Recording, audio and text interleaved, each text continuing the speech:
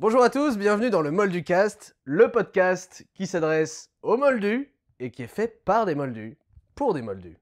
Aujourd'hui, on a Ludovic Besson qui est avec nous. Bonjour Ludovic. Bonjour Grégoire. Je vais t'appeler Ludo. Ouais, ce sera mieux parce que Ouais, sinon ça va Ludovic, m'énerver. t'aimes pas? Ça te sonne crispe? pas bien. C'est envie Ça, c'est agressif. C'est Je trouve que c'est agressif. Oh, mais non. Trop germanique. Tu as un ça- très joli nom, tu as un très joli nom. Sûrement. Et nous sommes aussi avec Thomas, alias Archie. C'est vrai. Il est là. Et on se demandait bien où il était depuis tout ce temps, hein, parce qu'on ne l'a pas vu depuis... Ah bah Archie, Ouh. je sais pas. Aujourd'hui, du coup, on a Ludo qui est là parce que tu es apparu dans l'épisode qui vient d'être diffusé. Mais la petite subtilité, c'est qu'on ne l'a pas encore tourné cet épisode. Oui. Parce qu'on tourne en avance cet épisode du Molducast.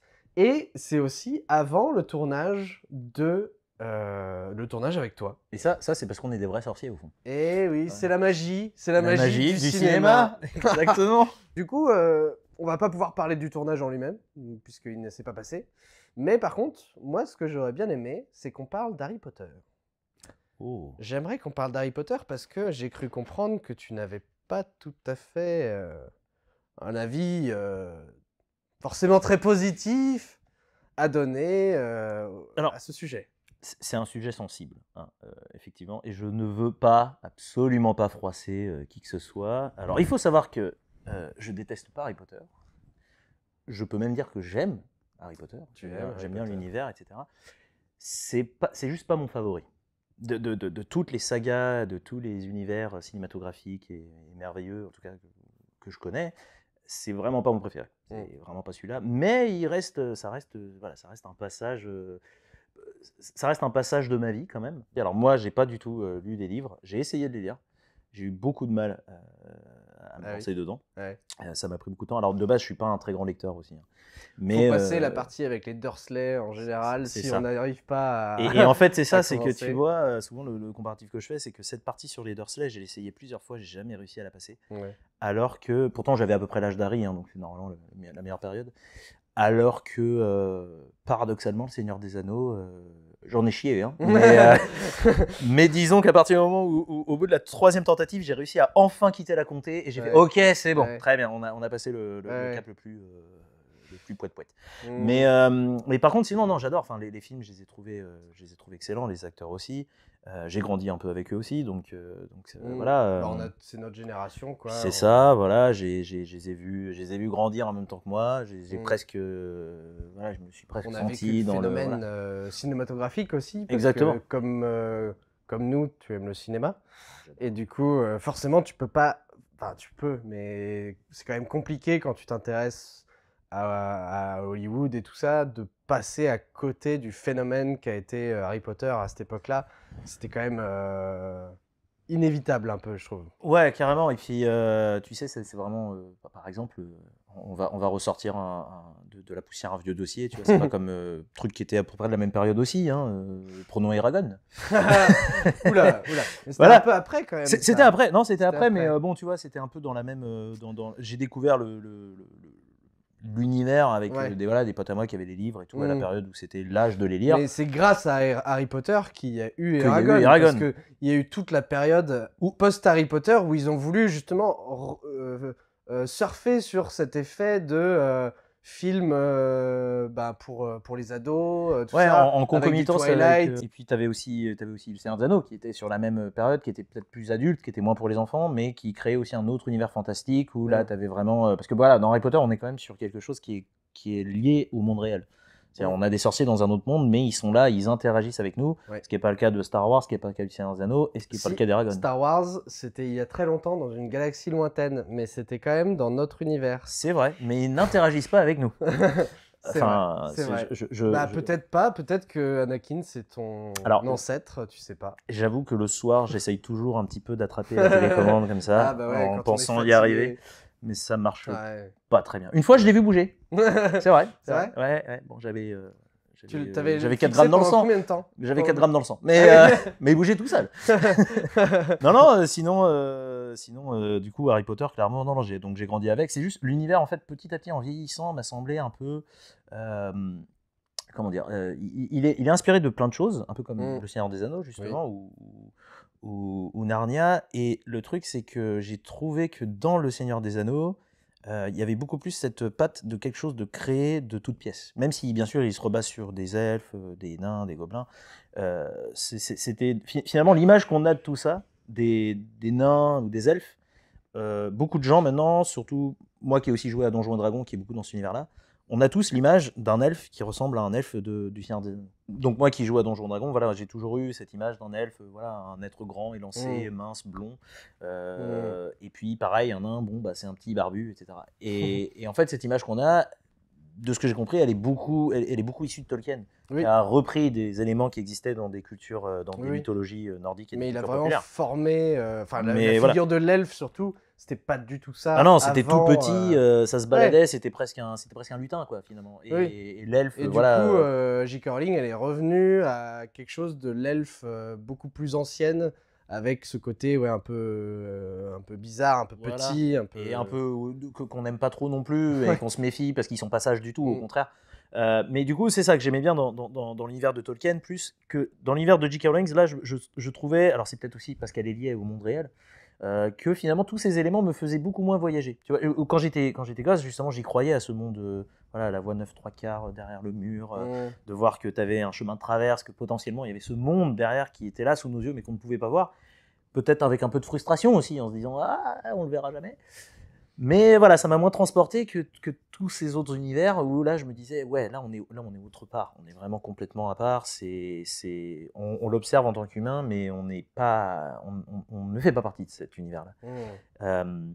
Donc voilà, après, donc au fur et à mesure, voilà, Ouais, en tu vieillissant, t'es je me suis un peu éloigné, détaché, ouais. mais voilà, il y a encore il y a Et toujours, j'adore toujours cet univers quand même, hein, finalement. et en tant que cinéphile, que penses-tu des films Harry Potter?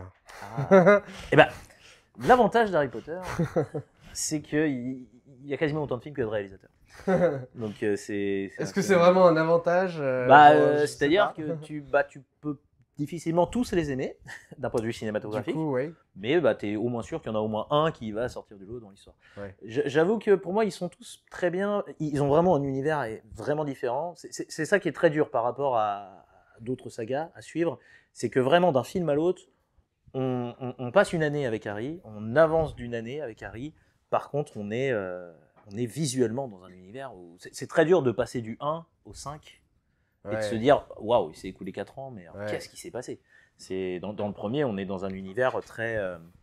Voilà, on a la musique de John Williams, Oui. on est dans un univers vraiment magique, très, très, très merveilleux, très enfantin. Oui. Et 4 ans plus tard, on est quasiment sur un film de guerre, Ouais, des ça couleurs change délavées, mais c'est un carrément. univers qui s'y prête parfaitement. Donc, Ouais. donc les réalisateurs, pour moi, ont tous, dans tous les cas, sur les 7 Bah, premiers, ont créé un univers tu parfaitement vois, adéquat. c'est dommage parce que c'est à partir du 5 qu'il y a le même qui revient, c'est David Yates. Et c'est dommage hein, parce que c'est pour moi le moins inspiré de tous les réalisateurs qui sont passés sur Harry Potter. Je trouve que c'est le moins inspiré dans le sens où vraiment sa réalisation, elle est plan-plan, elle est C'est plat. pas, hein, c'est plat, plat, c'est ouais. c'est sans émotion. C'est vraiment, ça manque vraiment d'un emportement, du spectateur. Je trouve que, enfin moi en tout cas, il me laisse sur la touche quoi. À chaque fois que je regarde le 5, je m'ennuie, vraiment, je m'ennuie devant ce film, alors que c'est un des livres que je préfère.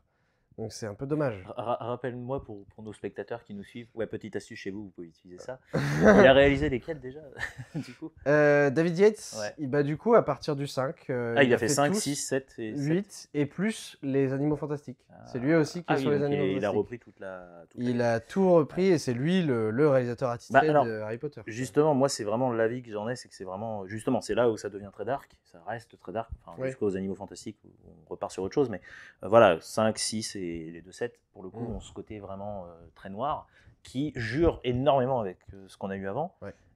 Et c'est peut-être ça le défaut qu'ils ont, c'est après sur sa réalisation. Alors, il faut savoir que je les ai vus il y a un petit moment, j'ai quand même quelques souvenirs. J'ai pas non plus de souvenirs d'un plan qui m'a marqué particulièrement dans ceux-là, à part le passage dans les reliques de la mort, où on passe en version animée, où ils expliquent Oui. l'origine des reliques. Oui. Où là, je me dis, voilà, ça c'est bien. Mais bon, c'est pas lui qui l'a inventé non plus, hein, ce principe Non, non, non. de raconter une histoire en changeant complètement. Mais il y a ce côté réaliste qui est là. Le problème étant, si on a ce côté-là, il faudrait l'avoir depuis le début. Ouais. Il ne faut pas l'amener comme ça, comme un cheveu sur la soupe en plein milieu. Même si Et en c'est même l'histoire la temps- plus sombre, ça commence à partir Oui. de là. Avant, on est encore dans un univers Et en même antillais. temps, je trouve que l'épisode le plus intéressant, c'est celui qui a délibérément choisi de faire une rupture totale. Parce que du coup, tu as les deux premiers qui sont faits par Chris Columbus. Chris Columbus, merci. Et le troisième, c'est repris par Alfonso Cuarón. Donc Alfonso Cuarón qui revient et qui bazarde tout ce qui a été fait. Il fout ça à la poubelle et il fait quelque chose de totalement nouveau. Ouais, mais Et moi, je trouve ça vachement intéressant, tu vois. Je trouve ça vachement intéressant parce que ça en avait besoin pour évoluer. Parce que, effectivement, comme tu dis, Harry Potter, ça devient de plus en plus dark. Et avec la mouture qu'avait fait Chris Columbus, ça aurait été aurait un été très peu bizarre, bizarre, Mais je c'est là pense. où, tu vois, moi, l'un de mes préférés, peut-être même mon préféré, justement, c'est le Prisonnier d'Azkaban. Ouais, et moi et aussi. peut-être parce que, justement, certes, il a cassé, il a complètement cassé le code qui était déjà en place, Mm. mais le truc, c'est qu'il l'a bien fait.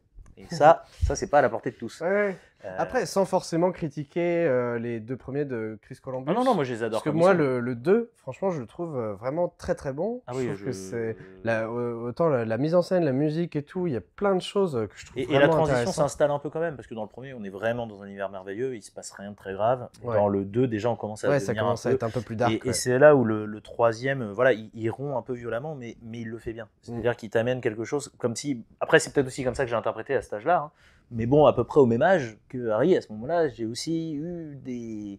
C'est un peu l'âge aussi où tu commences à avoir des ruptures Ouais. dans ta vie, Ouais. des ruptures violentes sur des choses que tu pensais qui étaient là, qui étaient acquises, Ouais. qui étaient normales.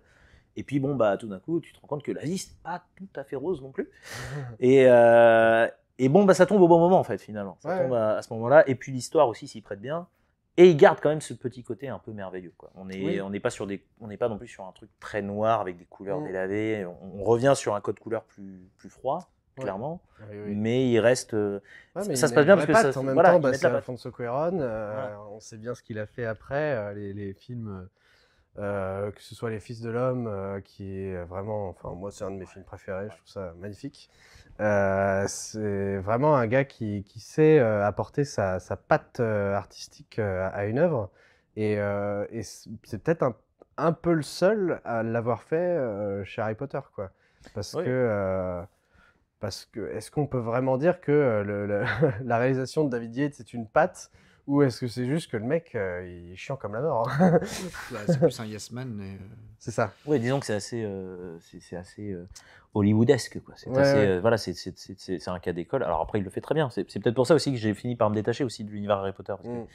peut-être que c'est ça. Je commençais à Ouais, plus mais trop ça questionne rêver, pas, à voir quelque chose qu'on voit partout, Mm. à voir quelque chose d'une histoire qui est racontée, qui est bien Mm. racontée. Hein. Il fait très Ouais, bien ouais. son boulot sur ce point-là. Mais ça vient pas questionner Harry Potter, ça vient Voilà. pas, ça vient pas rebattre un peu les cartes, ça vient pas rafraîchir la licence. Et elle s'est un peu embourbée là-dedans. Ce qui est dommage, parce que le potentiel est incroyable pour Ouais. un réalisateur. Peut-être, mais justement parce que à partir du 5, on s'attache plus aussi au fil rouge de l'histoire, puisque justement à partir du 4, Voldemort est de retour, désolé pour le spoiler, mais puisque justement on arrive dans une partie Oh de mon Dieu. l'histoire où le fil rouge est plus important que chaque année. Ah, cette année, qu'est-ce qu'il va y avoir? Ah, il y a une coupe des 4 maisons. Ah, cette année, qu'est-ce qu'il va y avoir? Oh, un prisonnier qui va me tuer. Là, c'est plus... On commence à voir la fin. Ouais. Voldemort vient d'apparaître. Et donc, ah bon, bah merde, ça y est, il est réel. Donc, il va falloir le détruire. Et Mm. c'est finalement ces films-là, ces histoires-là, ces années-là qui vont mener vers ça. Donc, d'avoir la même patte sur les 3, 4 derniers, moi, ça me choque moins. Bah, Mais justement, peut-être que... Pardon, mais si on avait eu des pattes à chaque film, est-ce qu'ils auraient réussi à porter le spectateur jusqu'au bout? Parce que du coup, on part vers un truc très simple à la Columbus, on part vers quelque chose de bariolé à la Cuaron, nous on part à la comédie avec Newell. Ouf, au bout d'un moment, est-ce que tout ça mis ensemble, ça aurait été réellement unique, quoi? Est-ce qu'on aurait... Bah, c'est ça aussi qui fait la richesse, d'une certaine façon, c'est ça qui fait la richesse de la saga Harry Potter, c'est sa diversité de réalisateurs. Et en même temps, c'est vrai que ça serait bien de voir ça aurait été bien de voir une vraie vision globale sur 7-8 films d'un seul réalisateur, comme on a eu pour Le Seigneur des Anneaux, comme on a eu pour Star Wars. Bon, Pas en tout à tout fait cas- pour Star Wars. hein. Pas- Non, mais si, il y a 6 Star Wars, c'est tout. Ah, mais si, mais même sur les 6, hein, Si, je serais c'est bien. surpris, mais non, en l'occurrence, il n'y en a que Oui, 4. c'est vrai. Oui, c'est vrai. Mais, Mais 5 et 6 ouais. n'est pas réalisé par Mais, Georges Lucas. mais c'est vrai que Thomas appuie un point très important. C'est vrai qu'on a aussi cette cohérence historique. Pour une fois, l'histoire se suit vraiment. On a un seul film, on a une vraie trilogie à ce moment-là dans l'histoire. Et au moins, elle a une cohérence visuelle. Encore une fois, hein, j'ai beaucoup moins de problèmes avec la réalisation de ces films-là que, à mon avis, tu en as. Je les ai aussi beaucoup moins analysés et beaucoup moins vus. Mais après, voilà, ils avaient leur univers à eux, ils se posaient bien. C'est vraiment la rupture, moi, qui me posait vraiment problème. C'est cette rupture du 4, qui est encore, qui est quand même haut en couleur et en aventure loufoque et en effets spéciaux assez marqués, pour arriver sur un 5 où tout a changé, vraiment les costumes, la direction artistique, au-delà même de la réalisation, hein, vraiment l'univers. Parfois, tu as du mal à te dire que tu es dans le même. Si ce n'est que les acteurs sont les mêmes, des moments, c'est un petit peu dur. On te balance enfin de la politique, ce qui est certes très intéressant dans l'univers d'Harry Potter. Et tu te doutes bien qu'à 14 ans, il n'est pas particulièrement intéressé. Mais ça arrive un petit peu comme ça, un peu rapidement. Un peu le même défaut qu'ont eu les Star Wars quand on est passé du 6 au premier. C'est-à-dire, tout d'un coup, il y a de la politique dans Star Wars. Mais ils ont été assez mal adaptés, je pense, les livres. Je pense que ça a été fait un peu dans tous les sens. Et autant on peut regretter la diversité des réalisateurs, on peut aussi regretter du coup la diversité de la façon de penser le scénario de ces films-là. Parce que tu as des éléments qui vont popper comme ça. Tu as un personnage, je pense à Tonks, le personnage de Tonks qui pop comme ça. Tu as les maraudeurs, on n'en parle pas du tout dans le 3. Et puis du coup, c'est plein de choses qui, du coup, pour les gens qui n'ont pas lu les livres, c'est autant de trous qui ne sont pas non plus intéressants, parce qu'il peut y avoir des trous scénaristiques qui peuvent être intéressants pour laisser l'imagination du spectateur travailler. Mais là, c'est juste des trous qui empêchent la compréhension de certains ressorts, de certaines subtilités du récit. Comme moi avec les Star Wars, au bout d'un moment, je me dis objectivement, j'adore. Hein, mais Ouais. c'est vrai que objectivement, tu te dis, bon, c'est vrai que celui-là, il est un peu dur. Non, mais après, on parle de... Enfin, il faut savoir remettre dans le contexte, on parle de sagas qui sont très hollywoodiennes. Moi, si on devait me demander mes films préférés, je citerais pas forcément ceux-là, tu vois. Évidemment que c'est pas des grands films. C'est plus l'histoire qui te plaît. C'est plus... Ouais, voilà, on est fan de l'histoire, de l'univers. Voilà. Et du coup, on en parle. Mais en vrai, oui, c'est sûr que les Harry Potter, c'est pas des chefs-d'œuvre. Hein, et du coup, l'œil critique est très différent. Mais il faut savoir faire la part des choses, quoi. Se dire, on peut très bien regarder un Godard et puis regarder un Harry Potter, c'est pas... si justement, je peux expliquer un petit peu aussi la raison de ma petite aversion, c'est que tu as, à la différence de pas mal d'univers que j'adore, et en particulier Star Wars qui reste le truc qui m'a donné envie de faire ce que je fais, c'est vraiment l'avantage avec Star Wars, c'est que l'univers là il s'étend, et bon, on remplit, on met des choses, etc. Le truc, c'est qu'à la base, Star Wars, c'est un film, et c'est juste un film. Et après, c'est un film qui est dans un univers avec une histoire que George Lucas avait écrite pour réaliser quelque chose, mais à la base, c'était juste ça. C'était bon, je veux raconter une histoire dans un univers, mais je veux la raconter de manière visuelle. Et donc, il a été pensé pour ça. Il a été fait pour ça, et ça reste un film. Et ça s'apprécie comme tel. Le Seigneur des Anneaux ou Harry Potter, c'est des livres à la base. C'est-à-dire que tu n'avais pas de produit visuel à imaginer dessus. C'était à toi en tant qu'enfant de lire et d'imaginer du coup l'univers qu'on te donne. Et donc la différence, c'est que vraiment dans Star Wars, maintenant ça me fait mal de dire ça, mais voilà, ça s'étend, ça s'étire, mais ça s'épuise petit à petit. Hein, oui. Ça clairement. Et tu noteras peut-être si tu vois les choses comme moi que bizarrement dans tout ce qu'ils ont sorti récemment dans Star Wars, à partir du moment où ça partait d'un personnage que George Lucas a créé, c'était de la merde. Oui, je suis d'accord. Bien sûr. Absolument. Mais c'est typiquement Mandalorian. Mandalorian, moi je trouve que la première saison, j'ai rien à lui reprocher parce que justement, il s'éloignait de ce qui avait été fait. Ils suivaient un chemin différent et je disais, ah bah super, Et on vas-y, reprenait proposez-moi l'hommage, des choses. Ça faisait plein de références à plein de choses du cinéma. Ça reprenait du Alien, ça reprenait du western spaghetti. C'était vachement riche. Et à partir du moment où tu as eu Luke qui est apparu dans la saison 2 ou... Non, spoil. saison On 2. vous spoil, Oh, on vous c'est spoil bon. tellement. Non, c'est bon. Ouais, c'est bon, il y a de l'eau sous les ponts. Hein, Ouais. non, mais je trouve que c'est à ce moment-là que vraiment ça devient pas hyper intéressant parce que c'est trop. Ça devient trop Clone Wars, quoi. Ça devient trop. On te drop des gens comme ça. Tiens, lui, tu l'aimes bien, bah vas-y, on va te Tiens, le lui, mettre. tu l'as Tu vas vu faire à une l'arrière petite de la aventure à la caméra, con. tu l'as vu à l'arrière de la c'est caméra ça. dans l'épisode. Bah, typiquement, C'est ça. alors après, je suis. Alors c'est très paradoxal, mais autant je critique tout ça et autant au final j'en fais partie. Hein, mais typiquement, voilà, il y a cette théorie sur Rex qui est en fait à la base un figurant dans une scène de l'épisode 6. Ouais, oui. Le mec que tu vois vraiment au fond sur un plan qui dure 2 secondes. Et il y a toute une théorie comme quoi le personnage de Rex qui est dans Clone Wars, c'est ce mec-là dans ce plan-là. Alors c'est très bien parce que moi, j'ai rien contre les théories. Hein, les gens, j'aime bien. Enfin, il n'y a aucun problème qu'ils fassent leur théorie. Oui. C'est très bien, ça nous fait vivre. On aime bien rajouter notre petite dose de Oui. ouais, je le savais.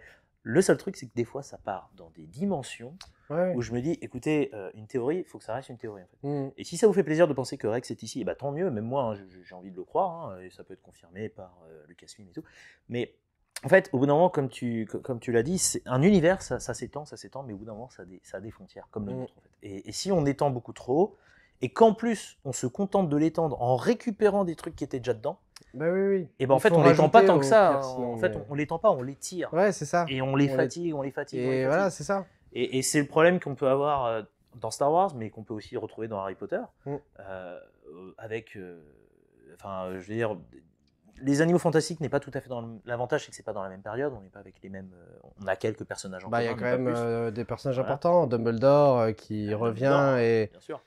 Et qui est mal exploité. Même moi, je trouvais que voilà son retour, enfin ça me fait plaisir de le voir dans cette ère-là. Après j'ai beaucoup de mal à imaginer qu'en l'espace de 80 ans, il soit passé d'un mec qui a 40 balais à Monsieur Papa Noël. Parce que c'est très compliqué d'assimiler les deux, tu vois. Ouais. Et vraiment, bon, encore une fois, ça reste un produit cinématographique, il faut l'interpréter d'une autre manière. La continuité n'est pas forcément essentielle, mais justement, le produit cinématographique, il repose là-dessus. Il repose sur le fait qu'on a une image et qu'il faut, il faut rester cohérent avec cette image. Sinon, il faut créer quelque chose de nouveau. Et ça, c'est peut-être ce qui nous manque de nos jours. Créer quelque chose de nouveau. Laisser le travail d'exploiter et de développer un univers, laisser ce travail aux fans, qui vont le faire avec une volonté de fan et avec du matériel de fan et avec des moyens de fan. Si vous avez des gros budgets, créez quelque chose de nouveau. Il y a tellement d'histoires qui n'ont pas été racontées, tellement d'histoires qu'on a tous, juste un rêve que tu as eu la semaine dernière peut-être. Tu vois. Après, on est mal placé. Oui, non, nous justement, voilà, en tant que fans d'Harry Potter, voilà, mais on fait ça pour le plaisir de. Mais pas avec le mais soutien par de contre, Warner. Par contre, tu vois, moi, j'ai pas voulu qu'on reprenne les personnages existants d'Harry Potter. On va pas essayer de se la jouer Harry Potter. On va pas essayer de faire les origines de Voldemort parce que bon, bah, ce serait, enfin, tout le monde connaît déjà cette histoire. Oui. Donc, je préférais créer des nouveaux personnages et qu'on raconte leur histoire avec l'univers, parce que l'univers, je trouve qu'il est vachement bien. Il y a plein de choses, des sortilèges. Tu vois, c'est un bac à sable, c'est comme du jeu de rôle. Tu parlais de Donjons et Dragons, c'est ça, c'est de jouer avec les codes. Et c'est pour ça qu'on fait ça. Et c'est pour ça que j'ai aimé votre série dès le début, c'est que je me suis dit, pourtant, hein, Harry Potter, encore une fois, je me serais pas naturellement penché dessus. Mais voilà, j'ai vu que vous faisiez une série, j'ai regardé et j'ai fait, ouais, mais c'est bien parce qu'on est là, on a des nouveaux personnages. On est dans le même monde, mais on a des nouveaux personnages à un endroit complètement différent. On sait très bien qu'il n'y a aucune chance, a priori, je vous spoile pas, qui rencontre des personnages de la saga originale. Hein. Bon, après, Daniel Radcliffe, si tu nous vois. Tu es le bienvenu. Moi, mon petit cœur bat pour Tom Felton, personnellement, mais... Ah, oui. C'est vrai qu'il est excellent aussi. Tom, si tu le regardes. Mais oui, il est génial, Tom. Ah, on le veut. Hein. Mais tu vois, c'est ça, c'est que... et puis, encore une fois, hein, c'est ce que je disais, voilà, là ça reste, on reste sur un travail de fan. Vous n'avez pas le soutien de Warner qui vous produit, etc. Hein, pas encore. Et en même temps, j'espère que... si vous l'avez, vous pourrez créer quelque chose de différent. Parce que tant qu'à faire, ces studios-là, ces majors-là, plutôt que de pomper et d'épuiser comme ça la source de quelque chose qui était bien, jusqu'à le rendre nul, eh ben, il ferait mieux justement de dire aux gens, tiens, j'ai bien aimé ce que tu as fait sur cet univers-là, viens, on va en créer un autre. Au bout d'un moment, il faut arrêter de faire du contenu, en fait. Il faut faire des œuvres et pas du contenu. Qu'ils sortent une série tous les 3 ans, même un film tous les 3 ans, ça suffira pour remplir leur poche, et vous inquiétez pas, on ira les voir. Et je vais te dire, même moi qui adore foncièrement Star Wars, je viens tout juste de me mettre à jour sur 5 séries. 5 séries que j'avais loupées, parce que y en avait trop en fait. Je me disais, attendez, j'ai à peine de terminer celle-là, et limite en même temps que je termine celle-là, je suis en train de commencer l'autre, qui sont pas du tout dans les mêmes époques. Enfin, je le regarde comme du contenu, c'est-à-dire je le regarde, j'analyse, j'apprécie, mais ça devient du contenu. Ce qu'Harry Potter n'a pas fait, pour l'instant, heureusement. C'est ça que j'allais dire, ouais. Au moins, ils se sont arrêtés. Pour le moment, du coup, après, avec la série HBO qui est prévue, on est plutôt dans quand même de l'ancien, mais bizarrement fait, puisque c'est vraiment du remake pur et dur des livres de base. Et ça, c'est vraiment la première saga de notre enfance qui fait ça. Oui, il n'y a pas eu encore de remake total. Mais surtout qu'au bout de que 20 ans. Oui. Juste 20 ans pour faire un remake, c'est hyper court. C'est court, mais les gens continuent d'acheter. Les gens continuent d'acheter et de regarder les films de quand on était gamin. Donc c'est vrai que, mais comme on disait, ça va faire une nouvelle génération de fans. Ça va amener de nouvelles personnes qui... Ce sera peut-être même mieux fait. On ne sait pas, ce sera peut-être plus raccord avec les livres, a priori, oui. moins visuellement intéressant peut-être, mais aussi c'est vrai que t'as vraiment... ça va créer quelque chose de nouveau, et faire un remake, ça on a beaucoup de mal à l'imaginer, parce qu'on est vraiment, nous, dans une génération où voilà, on a eu Indiana Jones, on a eu Star Wars, on a eu Jurassic Park, et c'est vraiment pour notre génération que Hollywood maintenant balance de la nostalgie à gogo, sauf qu'en fait justement tous ces films-là, ok, ceux-là sont pas des remakes, mais il y en a eu des remakes de très bons films. On en a fait des remakes. Parfois c'était mieux que l'original, parfois c'était moins bien. Mais les gens accueillent les remakes. Mais il faut un remake. Il faut vraiment faire quelque chose en assumant que c'est le même film, c'est la même histoire, mais c'est une autre vision artistique. Et là, on recrée de la même manière en fait que le théâtre notamment, où des pièces antiques continuent à être mises en scène de nos jours. Voilà. Alors que c'est une histoire du coup qu'on a racontée des milliers de fois. Et peut-être que le cinéma, en tout cas une partie du cinéma, pas toute, tout comme le théâtre, ils font pas que du Antigone au théâtre, heureusement. Mais une partie du cinéma peut-être va s'orienter vers là, comme au théâtre, de refaire des classiques en boucle, comme ça, des cycles. Que ça ne devienne pas non plus une nouvelle habitude Hollywood, on vous regarde, on sait pas ce que ça va donner. En vrai, je pense que si la série HBO marche, ça va donner des idées à d'autres licences de faire ça. Pardon, mais l'idée du remake, elle n'est pas jeune. Non. La seule différence, c'est que l'œuvre de base a que 20 ans. Oui, mais... parce que des remakes, Ghostbusters, on en a... Ouais, mais ça passe un peu comme des suites. Hein. C'est un remake. C'est toujours... C'est à moitié assumé comme un remake. Oui, ça s'assume pas comme du remake. C'est pas un remake, c'est ça. C'est du soft reboot, comme on dit. Voilà, un vrai remake, par exemple, on a Ocean's 11 qui avait une version avec Frank Sinatra et une version avec George Clooney qui a très bien marché. Les deux sont la même histoire, à deux époques complètement différentes, parce que si vous l'avez pas vu, je vous invite à regarder celui de Frank Sinatra, vous allez voir à quel point c'est facile de braquer un casino dans les années 60. Mais en fait, c'est vraiment là on a la même histoire avec les mêmes personnages quasiment racontés d'une autre manière, et là c'est un remake, c'est-à-dire il n'y a aucun lien avec l'ancien. Quand ils ont sorti Ocean 8, là c'est un remake semi-assumé, c'est-à-dire bon, on fait un remake de Ocean's 11 avec des femmes, jusque là tout va bien, sur le papier moi je suis carrément acheteur, il n'y a pas de problème, Mais la femme qui va organiser tout ça, c'est la sœur de Danny Ocean. Vous enlevez tout le caractère intéressant de l'histoire. C'est pas une femme qui le fait parce que c'est une femme forte. Elle le fait parce que c'est la sœur d'un homme qui a fait quelque chose. Ouais. Tu veux faire un film avec des femmes, très bien, mais tu ne le fais pas. Enfin, t'es pas obligé de forcément que ce soit Ocean's.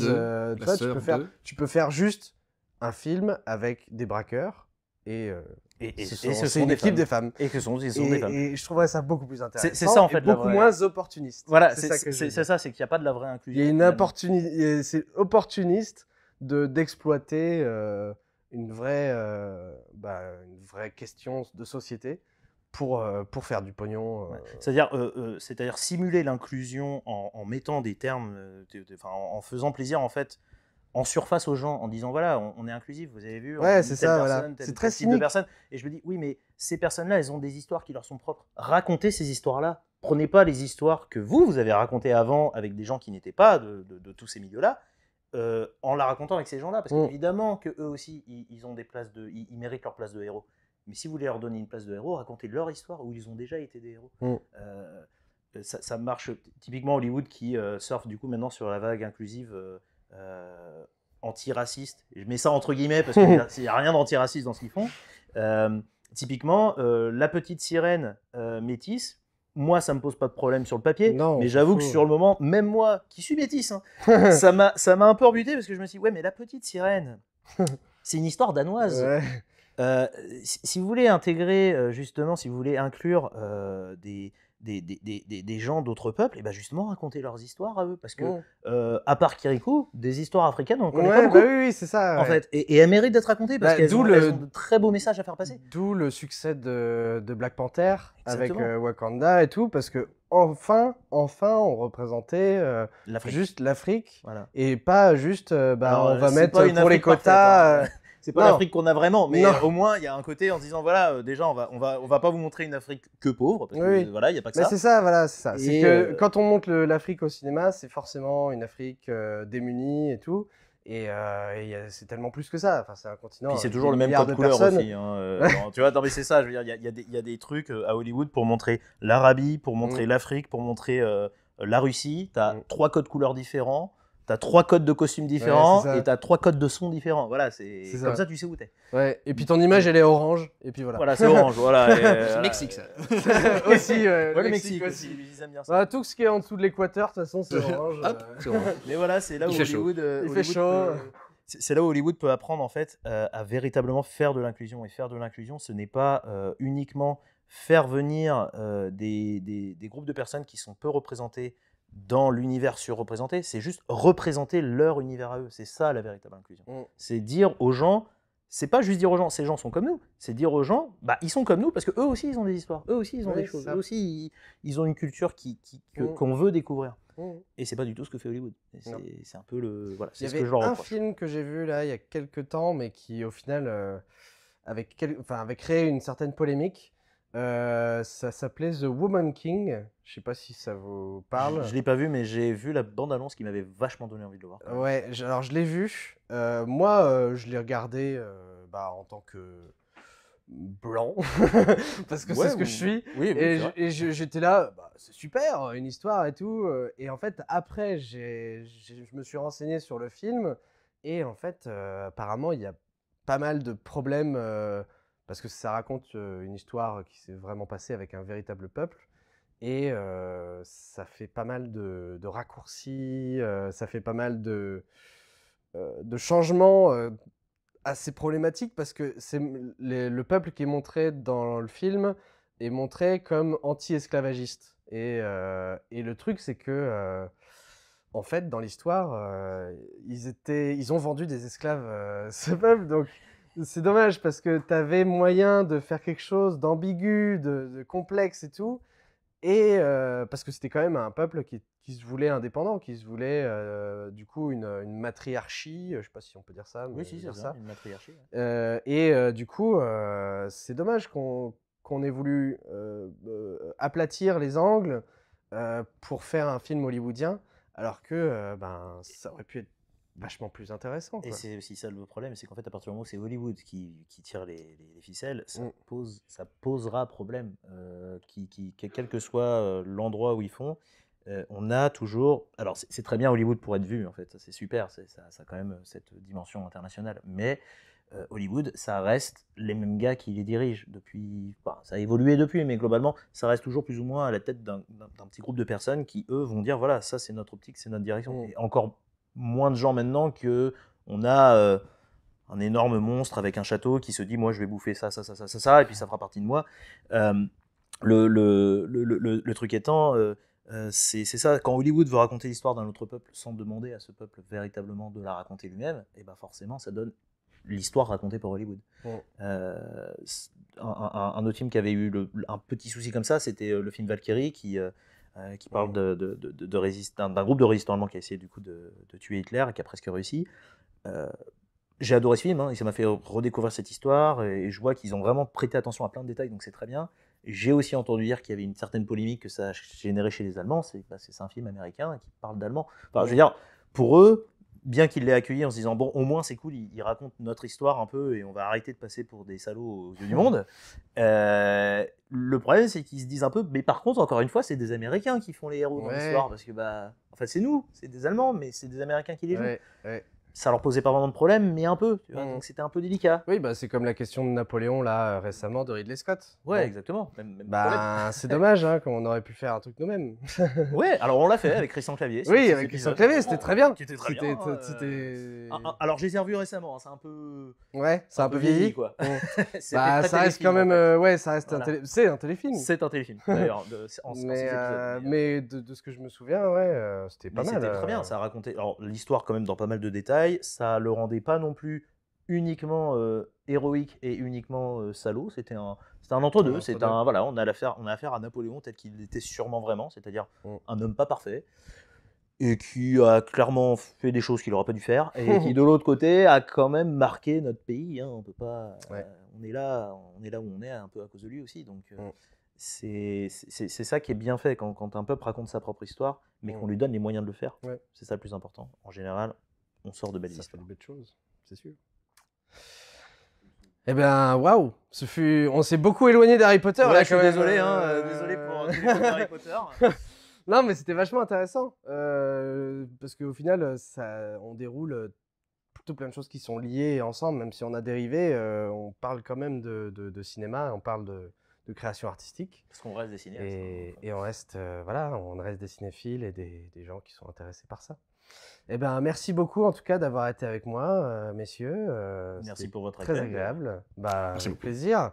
Et puis, on a hâte de tourner avec toi du coup, vu que c'est bientôt, dans une semaine. J'ai hâte.